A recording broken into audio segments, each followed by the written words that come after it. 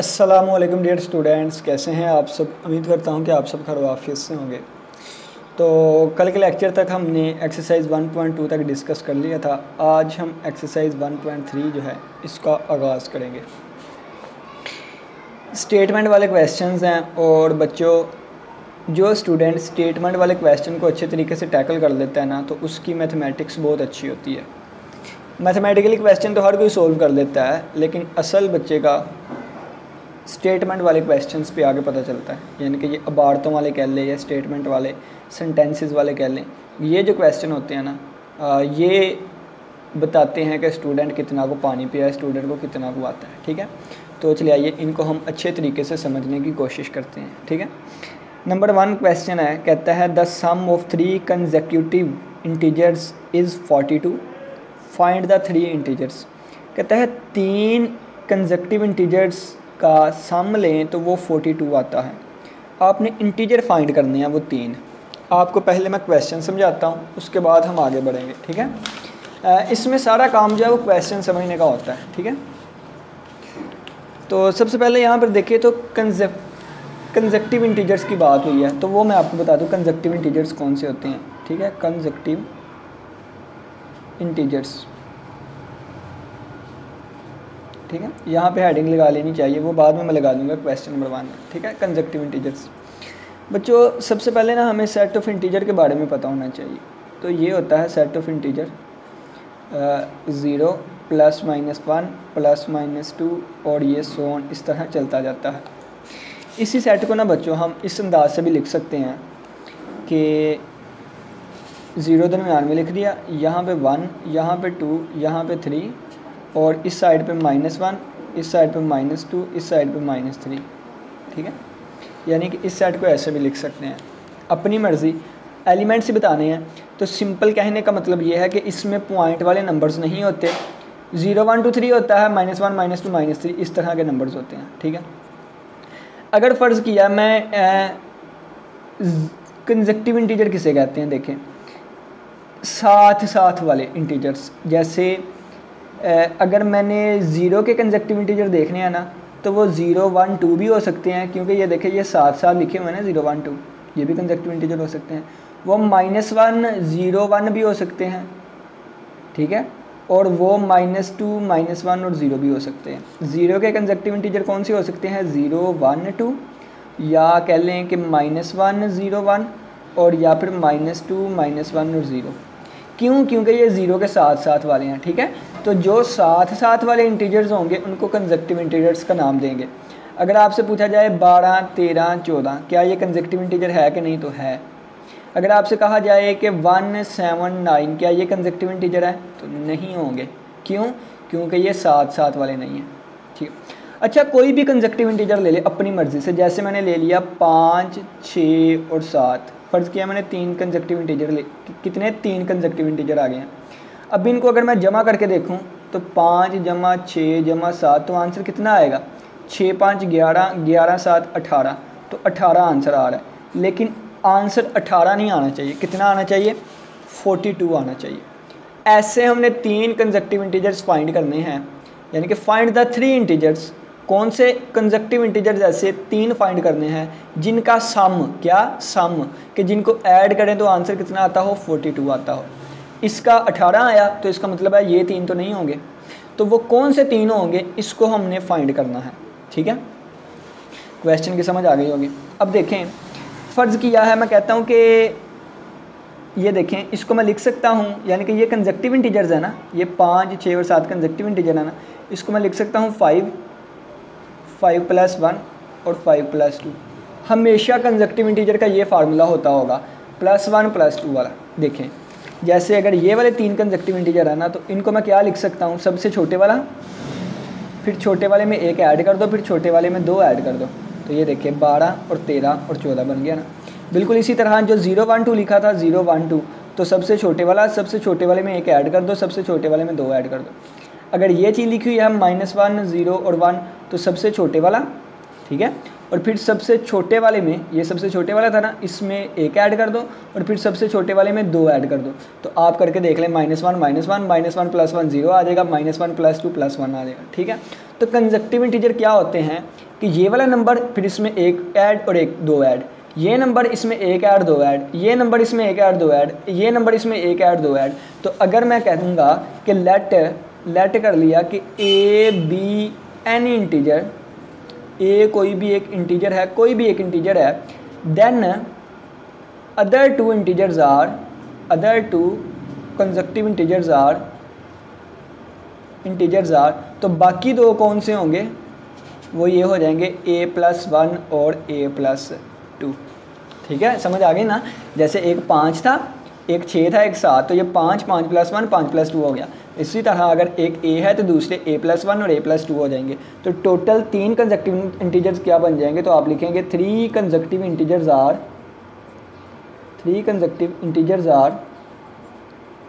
Are कौन कौन से होंगे, वो एक a आ जाएगा, एक a+1 आ जाएगा और एक a+2 आ जाएगा। अब हमने a की वैल्यू फाइंड करनी है। जैसे ये पता चल गया ना, 5 6 7 12 13 14, इस तरह हमने a की वैल्यू अगर मिल गई तो इससे आगे वाला और इससे आगे वाला भी मिल जाएगा।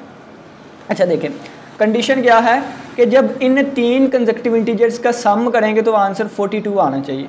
तो जब इन 3 कंजक्टिव इंटीजर का सम करेंगे तो ये आ जाएगा a + a+1 और +a+2। जब इन तीनों कंजक्टिव इंटीजर का सम किया तो आंसर 42 आना चाहिए। तो ये बन जाएगा बच्चों a + a+1 और +a+2 और इक्वल आ गया 42। तो a + a 3a हो गया और 1 + 2 बच्चों 3 हो गया और इक्वल आ गया 42। तो ये बन गया 3a = 42 माइनस ये इधर आके 3 हो गया। तो 3a = 42 में से 3 निकालें तो बच्चों 39 हो जाता है। ये 3 इधर मल्टीप्लाई हो रहा है, उधर जाके बच्चों डिवाइड हो जाएगा तो 39। एक डिफरेंस आपने याद रखना है, a और 9 को मिक्सअप नहीं कर देना आपने, क्योंकि कोई बच्चे a भी जो है वो सीधा नीचे कर देते हैं, a थोड़ा सा साइड पे और 9 सीधा। और ये 3 इधर आके डिवाइड में, 3 एक बार 3, 3 एक बार 3, 3 3 बार 9। ठीक है, तो a की कीमत कितनी आ गई, 13 आ गई। अब a की कीमत कितनी आ गई, 13 आ गई। तो बच्चों हमारे नंबर्स कौन से थे, अगर देखें तो नंबर हमारे पास था a+1 और a+2। तो 3 कंजक्टिव इंटीजर थे a+1 और a+2 थे। तो ये क्या बन जाएंगे, a की जगह 13 आ जाएगा, a की जगह 13 तो 13 + 1 और a की जगह 13 तो 13 + 2। तो ये बन जाएंगे बच्चों 13 14 और 15। ये वो कंजक्टिव इंटीजर है बच्चों कि जिनको ऐड करेंगे तो क्या आता होगा, 42 आता होगा। यहाँ तक आंसर आ गया। बस आपने कहना है these are the 3 conjunctive integers, बस। लेकिन अगर मैं आपको दिखाऊँ तो ये करके देखें, अगर आप तो इनको ऐड करके देखें, 15 14 29 29 और 13 तो 42 बनता है। ठीक है, तो यहाँ तक ही आप लोग का आंसर है। ठीक है, आप ना मुझे व्हाट्सएप पे इस नंबर पर रब्ता करिएगा। मैं व्हाट्सएप का नंबर लिख देता हूँ,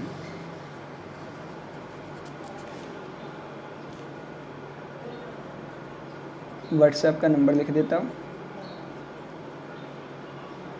आपको सोल्यूशन प्रोवाइड कर दिया जाएगा। ठीक है, जहाँ पे आप देख सकते हैं कि इन क्वेश्चंस को हमने लिखना किस तरह है। ये तो मैंने आपको कंसेप्ट बता दिया है ना। ठीक है, कंसेप्ट बताया है।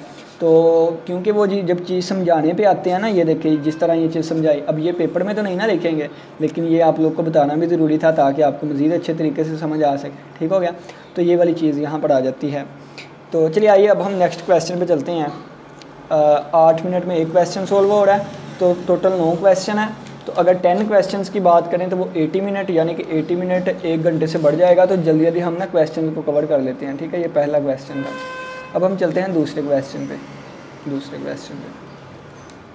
दूसरा क्वेश्चन पहले समझ लेते हैं बच्चों। तो दूसरे क्वेश्चन में क्या कहा गया है, कहता है कि the diagram shows right angle triangle. ये जो डायग्राम है ना, ये राइट एंगल ट्राइंगल है। राइट एंगल ट्राइंगल किसे कहते हैं, जिसका एक जाविया 90 का हो। तो बच्चों ये देखें, एक 90 का एंगल है, इसको कहते हैं 90 का जाविया। अब कहता है in which the length of AC, A और C की जो लेंथ है ना बच्चों, इस पेज को मैं साइड पे कर दूँ। ठीक है, पहले आप समझ लेते हैं। इस A और C की जो लेंथ है ना, वो उन्होंने बता दिया कितनी है, √3 + √5 सेंटीमीटर। कहता है the area of the ABC। Area किसे कहेंगे, इसके अंदर जितनी भी जगह इसने घेरी हुई है ना अंदर सारी, तो इसको एरिया कहते हैं। कहता है इसका area 1 plus square root 15 centimetre square है। आपने ए और बी की हाइट फाइंड करनी है, लेंथ फाइंड करनी है, ठीक है, ए और बी की लेंथ फाइंड करनी है in the form of this, इस फॉर्म में where a and b are integers, यहाँ ए और बी जो है वो इंटीजर्स हो, यानी कि 0 1 2 3 -1 -2 इनमें से कोई नंबर हो, ठीक है। तो चलिए आइए हम स्टार्ट करते हैं। क्वेश्चन नंबर 2 में पहले ना मैं डायग्राम आपको बता देता हूँ, तो ये डायग्राम आप लोग देख लें। ये ए था, ये सी था, ये बी था, और ये हमारे पास 90 का एंगल है क्योंकि राइट एंगल ट्राइंगल है ना। और आप कह लें कि ये साइड कितनी थी, square root 3 plus square root 5 centimetre. और बच्चों ये अंदर इसने जितनी जगह घेरी हुई है ना, ठीक है, ये सारी जो अंदर जगह घेरी हुई है, ये जगह रकबा एरिया कितना है, ये एरिया था 1 plus square root 15 centimetre square, ठीक है, ये वाली चीज़ है। अब हमने ये वाली लेंथ जो है बच्चों फाइंड करनी है। अच्छा देखें, आप लिखिएगा in right angle triangle, in right angle triangle, right angle triangle में क्या होगा कि एरिया जो होता है ना वो 1/2 बेस मल्टीप्लाई बाय हाइट होता है, बेस मल्टीप्लाई बाय हाइट। तो 1/2 बेस कितनी है बच्चों, ए और सी बेस है, ए और सी बेस आ गई, और हाइट कितनी है बच्चों, हाइट ए से बी तक हाइट है, ए से बी तक हाइट है। बच्चों एरिया हमें पता है कितना है, एरिया ये वाला है, ठीक है। तो एरिया की कीमत लगा दें यहाँ पर, तो आ जाएगा 1 प्लस स्क्वायर रूट 15, ठीक है, और इज इक्वल टू 1/2।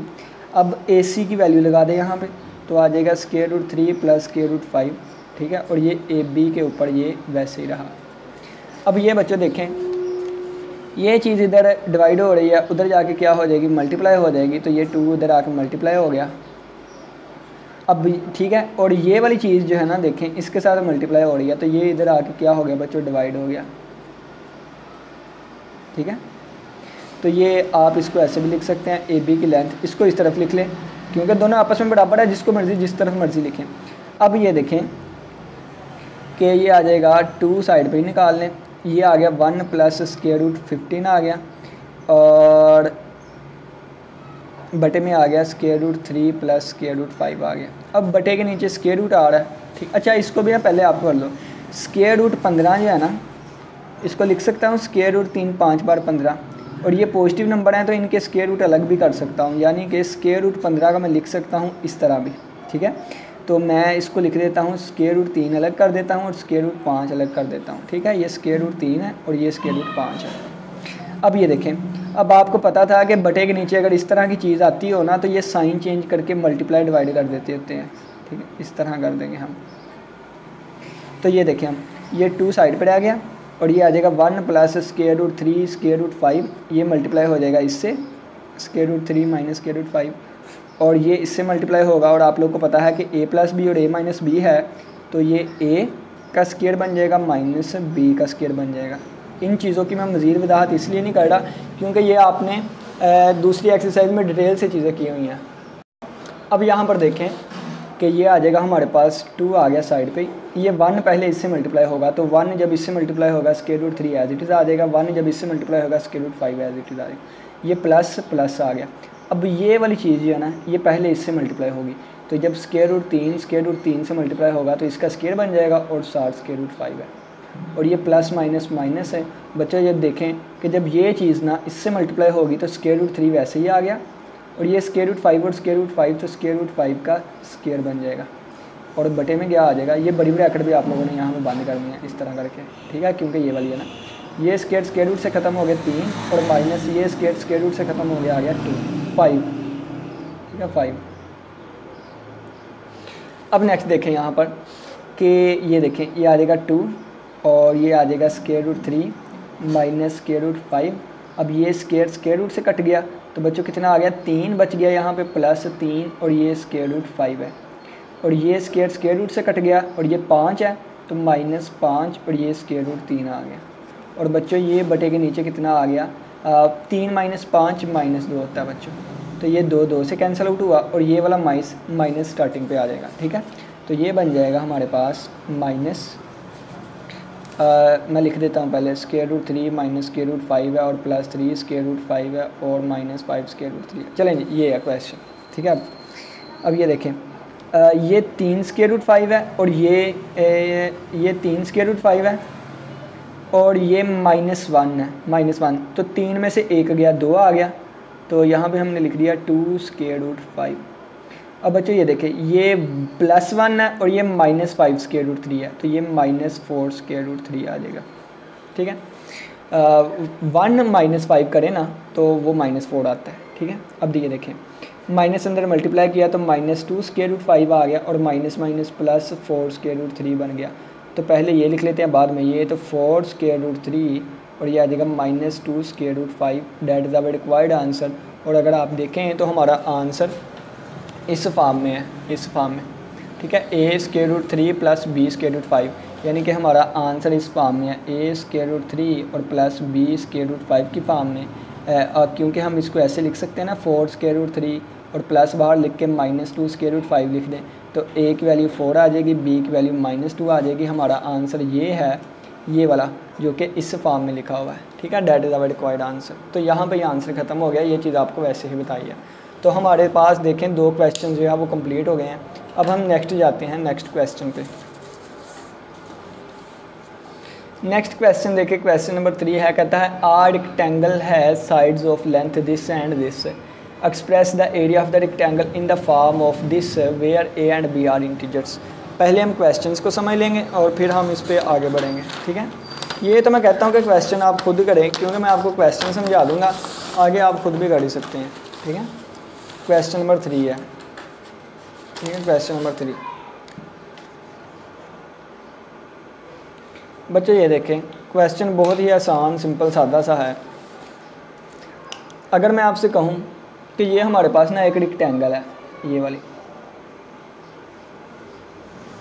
आप ये कह लें रेक्टेंगल की आमने सामने की साइडें बराबर होती है, ठीक है, ये साइड इसके बराबर हो गई है, इसके साइड, आप ये कह लें इसकी लेंथ 3 है और इसकी लेंथ 2 है, ये 3 सेंटीमीटर है, ये 2 सेंटीमीटर है। तो बच्चों इसका एरिया क्या होगा? एरिया का मतलब ये है कि ये अंदर जो फिलअप है ना, या इसने जितनी जगह घेरी हुई है वो कितना होगा। तो बच्चों इसका एरिया हो जाता है 3 सेंटीमीटर को 2 सेंटीमीटर से मल्टीप्लाई करेंगे तो आप पहले 3 × 2 6 हो गया, तो एरिया का यूनिट ये आ जाएगा सेंटीमीटर स्क्वायर, ठीक है। तो ये इस तरह फाइंड करते हैं, बिल्कुल सेम ही है, बस यहाँ पे उन्होंने एक ये दी हुई है लेंथ, एक ये लेंथ दी हुई है। देखें ना, rectangle has length sides of length ये और ये दी है, एक्सप्रेस, और हमने क्या फाइंड करना है? एरिया, और एरिया को फिर इस फॉर्म में लिखना है बस। तो सबसे पहले देखें कि आप लिखें कि एरिया उसका क्या आ जाएगा, एरिया आ जाएगा, दोनों लेंथ को मल्टीप्लाई आपस में कर दें। एक लेंथ 2 प्लस स्क्वायर रूट 18 दी हुई है, तो आप लोग बुक से देख लीजिएगा, और दूसरा 2 माइनस 4 ओवर स्क्वायर रूट 2 दी गई है, ठीक है, ये वाली दी गई है। तो एरिया हम फाइंड करने लगे हैं। पहले बच्चों आपको ना मैंने एक शॉर्टकट तरीका बताया हुआ था, शॉर्टकट की तरीका क्या बताया था वो मैं आपको पहले बता देता हूँ। ये आ जाएगा 2 प्लस स्क्वायर रूट, अच्छा स्क्वायर रूट 18 को मैं लिख सकता हूँ 2 × 9, क्योंकि 9 2 बार 18 ही होता है। अब 5 - 4, अच्छा देखें मैंने इसका शॉर्टकट क्या बताया था आपको कि अगर बटे के नीचे अकेली स्क्वायर रूट वाली चीज़ आ रही हो ना, अकेली स्क्वायर रूट वाली, तो ये स्क्वायर रूट वाली ऊपर लिख दें और नीचे सादा लिख दें। ये एक शॉर्टकट होता है इसका, ठीक है। ये शॉर्टकट कैसे बना, अगर आप यानी कि देखना चाहते हैं कि ये मैं कैसे यूज़ करता हूँ, तो आप 1.2 एक्सरसाइज देख सकते हैं। वहाँ पे मैंने पहले क्वेश्चन का तीसरा या चौथा पार्ट जो है वो शॉर्टकट बताया था, ठीक है। तो ये आ जाएगा 2 प्लस, बच्चों ये देखिए 9 का स्क्वायर रूट 3 होता है, तो ये 3 बाहर आ जाएगा और ये 2 के ऊपर स्क्वायर रूट लग जाएगा सिर्फ। और बच्चों ये आ जाएगा 5 - 2 2, 1 बार 2 2 2 बार 4, तो ये 2 स्क्वायर रूट 2 आ गया। अब इनको मल्टीप्लाई कर देते हैं, पहले 2 इससे मल्टीप्लाई होगा फिर इससे, तो 2 5 बार 10 हो गया, और ये इससे मल्टीप्लाई हो गया तो 2 बार 4, तो 4 स्क्वायर रूट 2 आ गया।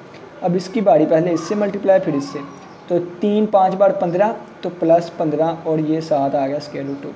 अब ये जब इससे मल्टीप्लाई होगा तो माइनस आ गया, 3 2 बार 6, और ये स्क्वायर रूट 2 और स्क्वायर रूट 2, तो स्क्वायर रूट 2 का बच्चों स्क्वायर आ जाएगा।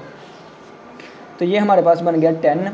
अब देखिए 15 स्क्वायर रूट 2 में से 4 स्क्वायर रूट 2 निकाल ले, क्योंकि ये माइनस है, तो 15 - 4 11, तो प्लस का 11 स्क्वायर रूट 2 आ गया। और बच्चों ये -6 स्क्वायर रूट से कट गया और यहाँ पे आ जाएगा 2, ठीक है। तो ये आ जाएगा 10 प्लस 11 स्क्वायर रूट 2 और माइनस 6 2 बार 12, 10 माइनस 12 बच्चों -2 और plus 11 square root 2। That is the required answer, जो कि इस फॉर्म में लिखा हुआ है a plus b square root 2 की फॉर्म में। तो a की वैल्यू -2 है, b की वैल्यू 11 हो जाएगी। ठीक हो गया, तो ये हमारा आंसर है। और इसका यूनिट आप लिख दें, क्योंकि हमें लेंथ मीटर में दी गई है तो ये भी मीटर है, ये भी मीटर, तो एरिया हमारा मीटर का स्क्वायर बन जाएगा। बस आंसर आ गया जी। चलिए जी, अब फोर्थ क्वेश्चन पे चलते हैं।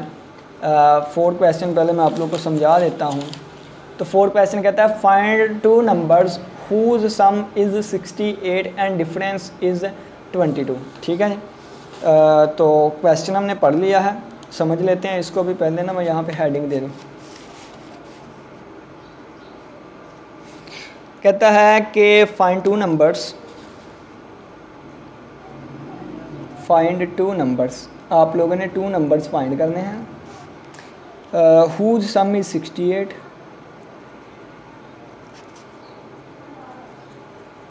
And difference is 22। चलें जी, कहता है कि आपने 2 नंबर फाइंड करने हैं। ठीक है जी, जिनका सम 68 है, डिफरेंस ये है। 2 नंबर्स फाइंड करने हैं, तो पहले हमारे पास 2 नंबर्स हों तो सही ना, तो हम क्या कर लेंगे, सोल्यूशन में लिख देंगे let a and b be any 2 numbers whose sum is this and difference is this. ठीक है, तो चले जी, 2 नंबर हमने a और b ले लिए, कोई भी नंबर हो सकते हैं। अब देखें, सम इज़ 68, तो इन दोनों नंबरों का सम कितना है, 68, तो ये हमने लिख दिया। डिफरेंस, डिफरेंस कहते हैं माइनस को, तफरीक को, तो डिफरेंस इनका फ़र्क कितना है, वो आ गया 20। अब देखें, ये 2 इक्वेशंस बन गए। हम क्या करेंगे, ये इनको प्लस कर देते हैं। ये देखें, b माइनस बी 0 हो गया, कट गया, a जमा a 2a हो गया। 68 प्लस 22, 8 और 2 10, 2 लगा 1 आंसर, 6 और 1 7, 8 9 90 आ गया। तो ये a इधर मल्टीप्लाई हो रहा है, उधर जाके डिवाइड होगा, तो ये बन जाएगा 90/2, 2 1 बार 2, 2 45 बार 90, तो a की कीमत 45 आ गई। अब ये a की कीमत जहाँ मर्जी पुट कर दें, आपको आंसर मिल जाएगा। हम पहली वाली में पुट कर देते हैं, a plus b equal to 68 था, a की जगह पे कीमत रख दे तो 45 रख दिया a की जगह पे, और b इज़ इक्वल टू आ गया 68। अब ये 45 इधर प्लस का उधर जाकर माइनस का हो जाएगा, तो b की कीमत क्या आ जाएगी, 8 में से 5 गए बच्चों 3, और 6 में से 4 गए तो 2, तो 23। तो ये 2 वो नंबर्स हैं कि जिनका सम 68 आएगा और डिफरेंस 22 आएगा। जवाब आ गया, क्या आ गया, जवाब आ गया। लेकिन बच्चों, अगर हमने पेपर में देखना हो कि आंसर ठीक आया कि नहीं, जवाब है। अब ये कुछ एक्स्ट्रा बताने लगा हूँ, तो इन दोनों को जमा करके देखें तो क्या बनेगा, जमा करेंगे 5 3 8 और 4 2 6, तो देखें जमा करने पे 68 ही बन रहा है। अब माइनस करने पे 22 बनता हो, तो 45 माइनस 23 करके देखें, 5 में से 3 गए 2, 4 में से 2 गए 2, तो ये देखें फ़र्क करें तो वो 22 ही बन रहा है। ठीक है, तो यानी कि हमारा आंसर बिल्कुल ठीक आया है। ये अपने लिए बताया सिर्फ, नहीं तो आंसर यहाँ पे ख़त्म हो गया था। तो ये हमारे पास 4 क्वेश्चंस बन गए हैं।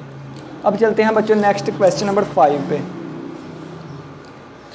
5 वाला क्वेश्चन क्या कहता है, कहता है द वेदर इन लाहौर, लाहौर में जो मौसम है वाज अनयूजली वार्म, गर्म होता है, ड्यूरिंग द समर ऑफ 2024, गर्म है 2024 में।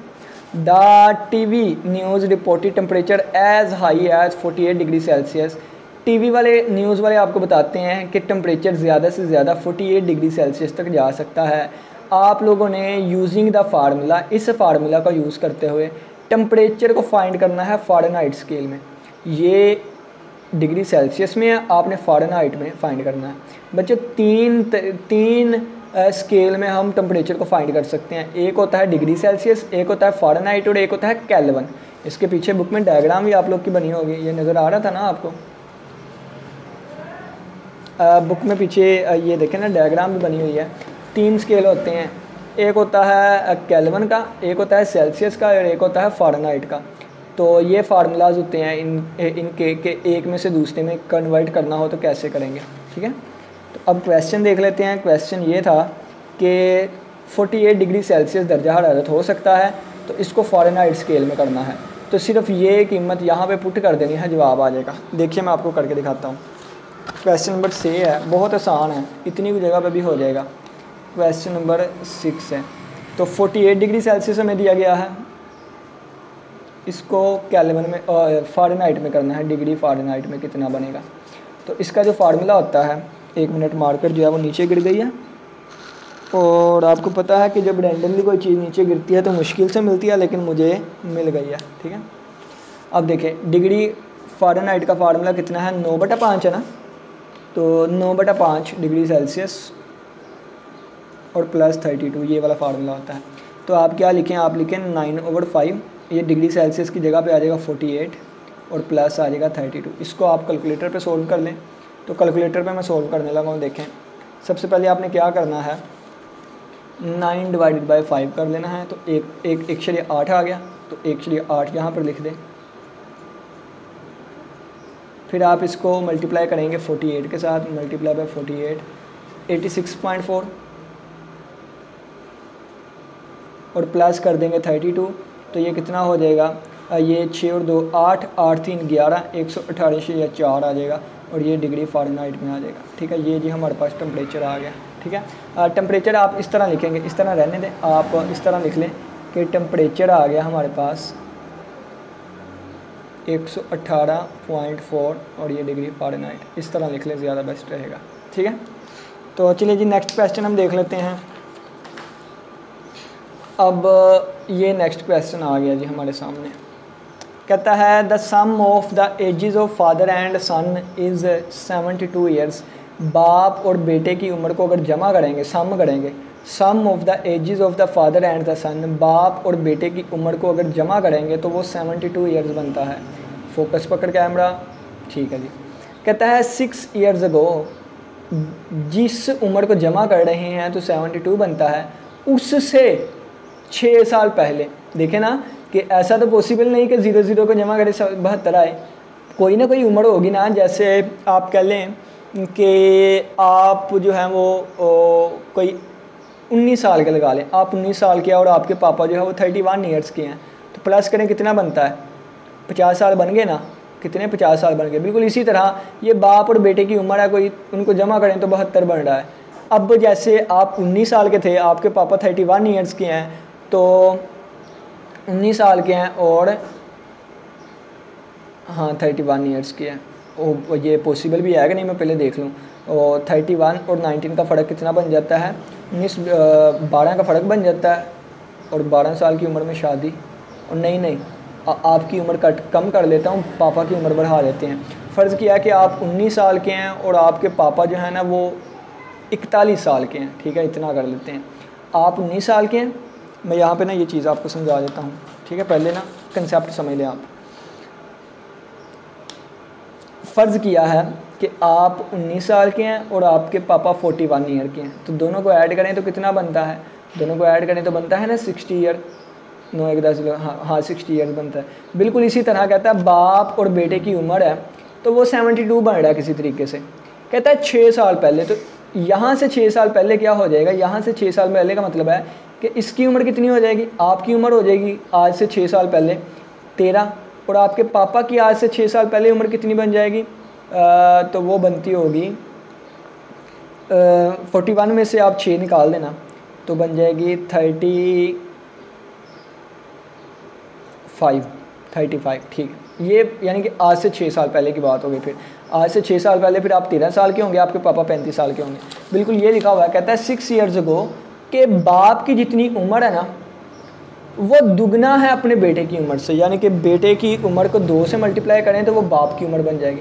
What was the son age 6 years ago, बेटे की आपने एज बतानी है कि वो 6 साल पहले कितनी थी, ठीक है। चलिए जी, क्वेश्चन मुझे लगता है थोड़ा सा समझ आ गया होगा, बाकी जो है वो हम जैसे जैसे क्वेश्चन करेंगे। ये क्वेश्चन नंबर 5 था और अब क्वेश्चन नंबर हम 6 करने लगे हैं। लेट कर लेते हैं हम, लेट के सन की एज जो है ना, ठीक है, एज ऑफ सन, बेटे की एज जो है मैं उसको एस से ज़ाहिर कर देता हूँ, और एज ऑफ फादर जो है ना इसको मैं एफ से ज़ाहिर कर देता हूँ। तो ये सन की एज और फादर की एज को जमा करें तो उन्होंने बताया है हमें 75 बन रहा है, 72 बन रहा था, ठीक है। अब 6 साल पहले, तो 6 साल पहले, तो अगर मैं 6 साल पहले की बात करूं आफ्टर 6 साल पहले, बिफोर 6 ईयर्स, 6 साल पहले क्या हो जाएगा, तो बेटे की उम्र 6 साल कम हो जाएगी और बाप की उम्र 6 साल कम हो जाएगी। ठीक है, यानी कि बेटे की उम्र फिर s-6 बन जाएगी और ये f-6 बन जाएगी। अब बाप की उम्र जो है ना वो ज़्यादा है, और जब 2 से मल्टीप्लाई करूँगा ना बेटे की उम्र को जब मैं 2 से मल्टीप्लाई करूँगा उस वक्त बाप की उम्र बन जाएगी। ये वाली चीज़ है।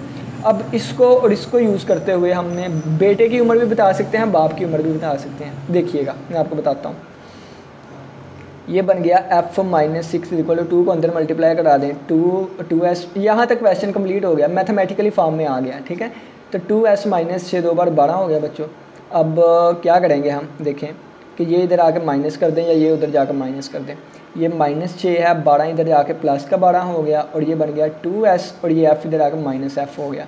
ठीक है, तो ये बन जाएगा 2s - f इक्वल 12 में से 6 निकाले 6, एक ये आ गई एक ये आ गई, इन दोनों को ऐड कर दें तो s जमा 2s - f इक्वल 6 लिखा हुआ है ये वाला, और ये क्या लिखा हुआ था, s जमा f बराबर कितना आ गया, s जमा f बराबर 72 लिखा हुआ है, ये 72, ये इससे कट गया, 2s और 1s 3s बन गया, और 72 जमा 6 अगर हम करें तो 78 हो जाएगा, और ये 8 उधर जाके, ये 8 उधर, ये 3 उधर जाके डिवाइड हो जाएगा, और 3 एक बार, 3 3 2 बार 6 और 1 7 3 6 बार 18, तो सन की उम्र कितनी आ जाएगी, 26 आ जाएगी। कितनी आ जाएगी, 26।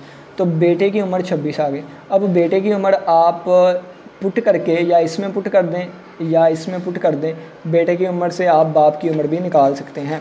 ठीक है, लेकिन उन्होंने बेटे की उम्र पूछी थी, 6 साल पहले पूछी थी, तो ये बेटे की उम्र है, तो आप लिखेंगे बिफोर 6 ईयर, 6 साल पहले बेटे की उम्र कितनी होगी, तो s-6 था तो s की जगह पे 26 और माइनस है 6 की जगह 6 आ जाएगा, तो s-6 का आंसर कितना आ जाएगा, 20। तो 6 साल पहले बेटे की उम्र कितनी आ गई, 20 साल आ गए। ठीक है, 20 साल आ गए। अब यही हमारा रिक्वायर्ड आंसर है, कितना, 20 साल। ठीक है, 20 ईयर्स। अब मैं आपको पूरा क्वेश्चन समझाता हूँ। बेटे की उम्र हमारे पास आई है 26 साल, 6 साल पहले आ गया उसकी कितनी उम्र, 20 साल। बाप की उम्र अगर आपने निकालनी है ना, तो यहाँ पे पुट कर दें अगर ऐसा आप, तो f कितना आ जाएगा, ये आ जाएगा 26 जमा f बराबर 72 आ जाएगा। तो यहाँ पे 26 उधर जाकर माइनस का हो जाएगा, तो f की कीमत 72 में से बच्चों आप 26 निकाल दें, तो 12 में से 6 और 6 में से 2 4, बाप की 46। जब बेटे की उम्र 26 है, बाप की 46 है, तो बच्चों इन दोनों को जमा करके देखें कि क्या वाकई ये 72 बन रही है कि नहीं। तो जब दोनों को जमा करके देखेंगे, क्योंकि उन्होंने कहा था बाप और बेटे की उम्र को जमा करेंगे तो वो वाकई 72 बनेगी। 6 और 6 12, 2 लगा 1 आंसर, 4 और 1 5 6 7, तो देखिए दोनों को जमा करें 72 बन रही है। अब बेटे की 6 साल पहले उम्र ये थी और इसकी 6 साल पहले उम्र बाप की 40 बन जाएगी। तो आप देखें कि बेटे की उम्र को जब आप 2 से मल्टीप्लाई करेंगे तो यही चीज़ बन जाएगी। यानी कि हमारा पूरा क्वेश्चन ठीक हो रहा है कि बाप की उम्र 46 आई है हमारे पास, बेटे की उम्र जो है वो 26 आई है, दोनों को ऐड करें 72 बनता भी है। 6 साल पहले बाप 46 साल का हो गया, 40 साल का हो गया और बेटा 20 साल का, और बेटे की उम्र को 2 से मल्टीप्लाई करें तो बेटे की उम्र को 2 से मल्टीप्लाई, वो बाप की उम्र भी बनती है। ठीक है, 20 2 बार 40, तो हमने बता दिया बेटे की उम्र कितनी है 6 साल पहले। तो वो क्वेश्चन तो यहाँ पर ही ख़त्म हो गया था हमारा 20 तक। ये तो आगे मैंने वैसे ही आपको बताई कि हमारा जवाब ठीक आया है। ठीक है, तो ये वाली चीज़ है। यानी कि हमने क्या किया, स्टार्टिंग से एक क्वेश्चन बता देता हूँ। हमने कहा सन की एज ऐसा फादर की है, हमें बताया था दोनों को ऐड करेंगे 72 बनेगा। फिर 6 साल पहले की बात की तो 6 साल पहले के लिए 6 माइनस कर देंगे।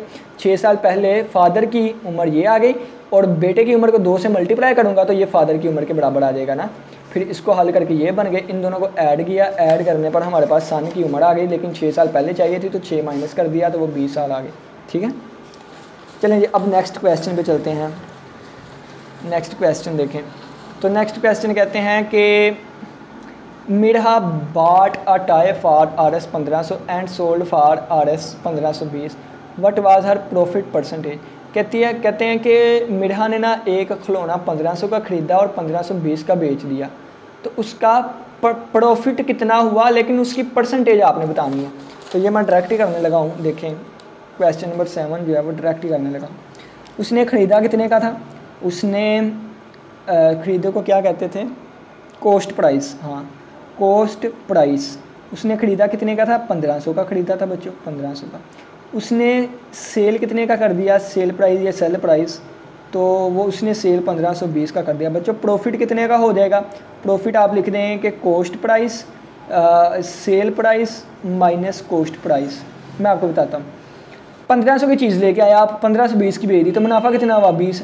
तो बिल्कुल ये है, मुनाफा निकालना हो तो जितने की बेची है माइनस जितने की आई थी, तो मुनाफा कितना बन गया, तो प्रॉफिट हमारे पास बन गया बच्चों, प्रॉफिट बन गया 20 रुपये, 20 रुपये।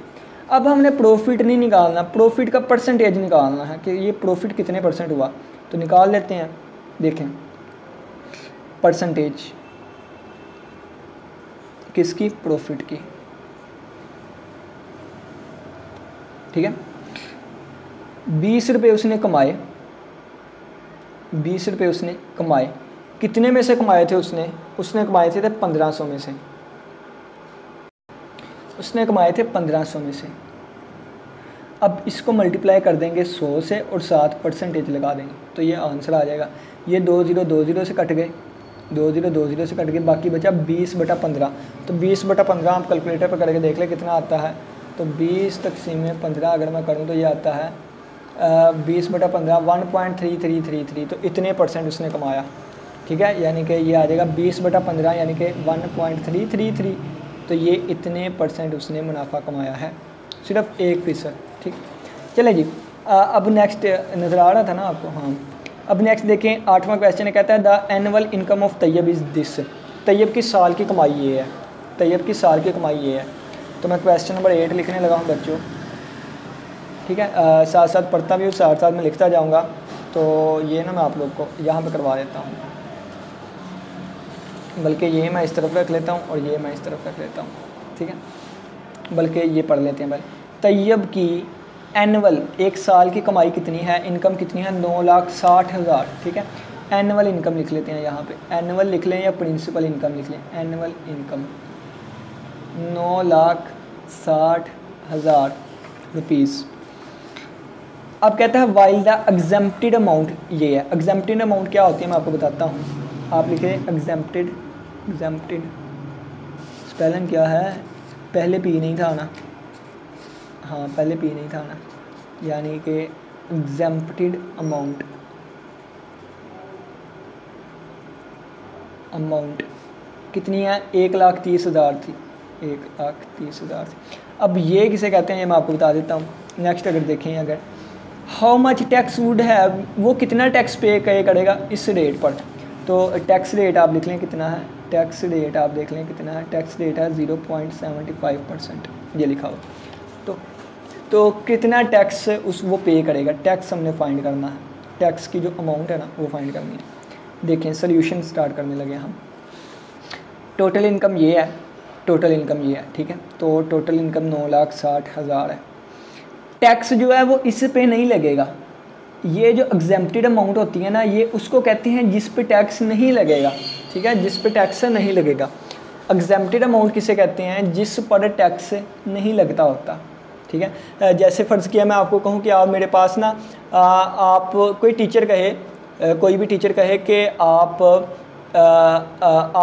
टीचर नहीं, कोई दुकानदार कहे कि अगर आप 3 बाइक्स ख़रीदेंगे ना तो एक चौथी बाइक आपको फ्री मिलेगी।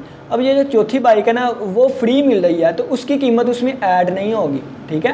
तो बिल्कुल इसी तरह जब इस पर टैक्स नहीं लगेगा तो इसको ऐड नहीं करेंगे, बल्कि इसको यहाँ से निकाल देंगे, क्योंकि इस पर टैक्स नहीं लगेगा। तो ये 0 में से 0 गया, 0 आ गया, 0 में से 0 गया, 0 आ गया, 0 में से 0 गया, 0 आ गया, 0 में से 0 गया, 0 आ गया। 96 में से ये 13 गए तो 83 आ गया, 1 2 3 4 ये वाली चीज़ आ गई। तो ये कितना है, वो अमाउंट है जिस पे टैक्स लगेगा, ठीक है, ये इस पे टैक्स लगेगा। अब ये देखें, अब इस पे टैक्स लगेगा 2 3 4 और किस परसेंट के हिसाब से, ये 0.75% के हिसाब से, तो ये हमने लिख दिया। अब ये आ गया 83 1 2 3 4 और मल्टीप्लाई बाय 0.75 और ये बच्चों परसेंटेज भी 1/100 के इक्वल होता है, ठीक है। अच्छा इसका भी इशारिया ख़त्म कर दें तो इसके बटे में भी 100 आ जाएगा, इशारिया ख़त्म करना आता है ना। ये 2 0 इस 2 0 से कैंसिल हो जाएंगे, ये 2 0 इस 2 0 से कैंसिल हो जाएगा। इसको इससे मल्टीप्लाई कर दें 83 को 75 से, तो 83 को जब 75 से मल्टीप्लाई करूँगा ना, 83 को जब 75 से मल्टीप्लाई करेंगे तो ये बच्चों आ जाएगा 62 6225। तो ये 9,96,000 उसने कमाया, इसकी इनकम है, इस पे टैक्स नहीं लगेगा, इस पे टैक्स लगेगा, और जितना टैक्स लगा वो 6225 है, ठीक है, 6,225 है, इतना टैक्स लगेगा उस पर। ये हमने आंसर निकाल लिया अपने, ठीक है। इतनी रकम यानी कि इतना टैक्स लगा उसको, इतनी रकम पर, इतना वो कमाता था और इस पे टैक्स नहीं लगना था क्योंकि ये एग्जेम्प्टेड अमाउंट थी। चलिए जी लास्ट क्वेश्चन पे चलते हैं। कहते हैं find the compound markup. Compound markup क्या है मैं आपको डिटेल से बताता है, लेकिन लेक्चर लेंथी होगा, थोड़ा सा मैं यहाँ पे ना कंपाउंड मार्कअप के बारे में बता देता हूँ, मार्कअप क्या होता है। बच्चों देखें, अगर मैं आपको कहूँ ना कि 100 का 10%, 100 का कितना 10%, तो वो कितने होंगे, 10 रुपये होंगे। अब ये कितना बन गया, 110 बन गया। बच्चों कितना बन गया, अब 100 और 10 110 बन गया। अब 110 का 10% जो होगा वो 11 रुपये बनेंगे। पहले 100 का 10% 10 बन रहा था, अब 100 और 10 110 हो गया। अब 110 का 10% वो 11 रुपये बनेंगे। अब ये 110 और 11 कितने हो गए बच्चों, 121 बन गए। अब 121 का जो 10% है ना वो 12.1 बनेगा। तो 12.1 और 121 131.1 बन जाएगा। देखें ये चीज़ बढ़ी जा रही है, इसको कहते हैं कंपाउंड, इकट्ठा करके मार्कअप, ठीक है। कंपाउंड मार्क पहले 100 था, इसका 10% 10 आया, 100 और 10 110 हो गया। फिर इसका 10% 11 आएगा, 110 और 11 121 बन गया। अब 121 का 10% 12.1 आएगा, 121 और 12.1 131.1 बन गया, ठीक है। इस तरह ये चीज़ बढ़ती है, इसको मार्कअप कहते हैं। अच्छा जी 9th वाला क्वेश्चन है, ये थोड़ा सा कंपाउंड मार्कअप के बारे में आपको बता दिया मैंने। तो यहाँ पे क्या चीज़ लिखी है उसको पढ़ लेते हैं। कहते हैं कि कंपाउंड मार्कअप ऑन आरएस इस कीमत पे लगेगा 3,75,000 पे, 3,75,000 पे। तो ये आप इसको प्रिंसिपल अमाउंट कह सकते हैं, प्रिंसिपल अमाउंट, मुकम्मल अमाउंट, प्रिंसिपल अमाउंट। ये प्रिंसिपल नहीं एल ई वाला होगा प्रिंसिपल, यही है 3,75,000, इस पे कंपाउंड मार्कअप का कंसेप्ट लगेगा। और 1 ईयर, टाइम कितना है, 1 ईयर है, तो 1 ईयर के लिए 1 ईयर के लिए लगेगा। और बच्चों रेट कितना है, 14% का है, ठीक है, 14% का रेट है। तो रेट हम कितना कहेंगे, रेट हमारे पास कितना है, 14% का है। और बच्चों कंपाउंड एनुअली, ठीक है, 1 साल का।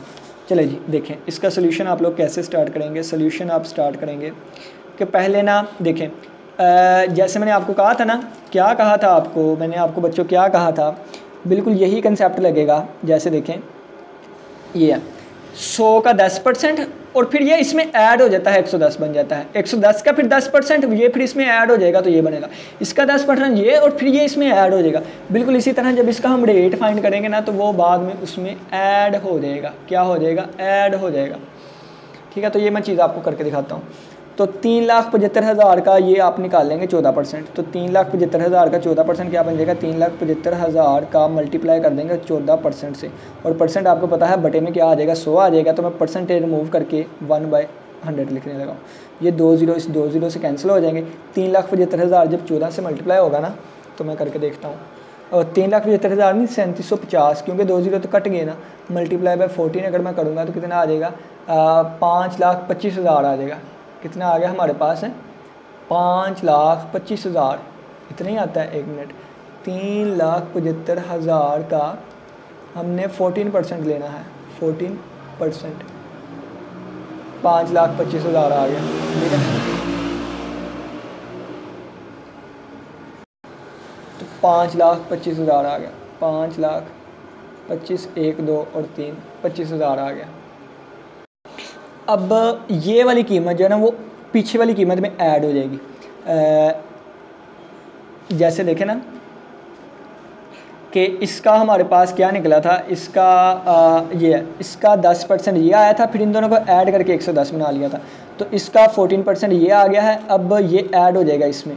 तो 3,75,000 में ऐड कर देंगे 5,25,000, तो ये कितना बन जाएगा, तो 3,75,000 में ऐड कर देंगे 5,25,000, 25,000 नहीं था, 2,500 था ये वाली चीज़। देख लेते हैं पहले, 375 0 को मल्टीप्लाई करेंगे हम 14 से, तो क्या आया है, ये देखें 2 0 आए हैं, ठीक है, कितने 2 0 आए हैं।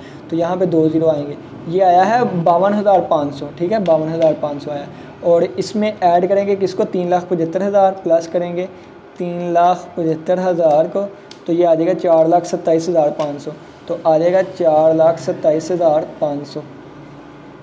दोबारा सुन ले बच्चों कि जैसे 100 का 10% ये था, फिर इन दोनों को ऐड कर दिया था हमने तो 110 बन गया। इसका 10% ये था, इन दोनों को ऐड कर देंगे ये बन जाएगा। इसका 10% ये था, इन दोनों को ऐड कर देंगे ये। बिल्कुल इसी तरह 3,75,000 का 14% जो है वो ये आ गया, इसको इसमें ऐड कर देंगे तो ये कीमत आ गई, ठीक है। इसको इसमें ऐड कर देंगे तो ये वाली चीज़ आ गई। अब हम इसमें से यानी कि ये आ गई, अगर हमने देखना हो कि मार्कअप कितना लगा है बच्चों, ये देखें अगर ये 121 है ना, तो अगर हमने देखना हो कि 121 तक पहुंचते वक्त कितना मार्कअप लगा है, तो ये ओरिजिनल अमाउंट थी, तो जहां तक हम पहुंच गया वहां से इसको माइनस करूंगा ना तो 21 आ जाएगा। 121 में से 100 को माइनस किया 21 आ गया ना, तो 21 मार्कअप है। अगर मैं यहाँ तक पहुँच गया 131.1 पे, तो 131.1 से जब इसको माइनस करूँगा तो 31.1 मार्कअप लग गया। अगर हमने देखना है कि अमाउंट तो इतनी हो गई है लेकिन मार्कअप कितना लगा है, तो इसमें से ओरिजिनल अमाउंट को माइनस कर दूंगा तो मार्कअप आ जाएगा। तो 4,27,500 में से माइनस कर दूंगा 3,75,000, तो हमारे पास कितना आ जाएगा, आंसर में से माइनस कर दूंगा अगर 3,75,000 जो है वो माइनस कर दूंगा तो कितना 52,500, हाँ 52,500, तो ये मार्कअप हमारा लगा कितना 52,500। अब आप कहेंगे ये तो दोबारा वही चीज़ आ गई। बच्चों इनका क्वेश्चन जो है ना उन्होंने ज़्यादा ही सिंपल कर दिया। इनको चाहिए था कि यहाँ 14% के बाद 18% और भी देते, यानी कि 3-4 के स्टेजेस देते ना, जैसे मैंने ये बनाई है 1 स्टेज 2 स्टेज 3 स्टेज 4 स्टेज मैंने बनाई है। यहाँ पे उन्होंने एक ही स्टेज दी है।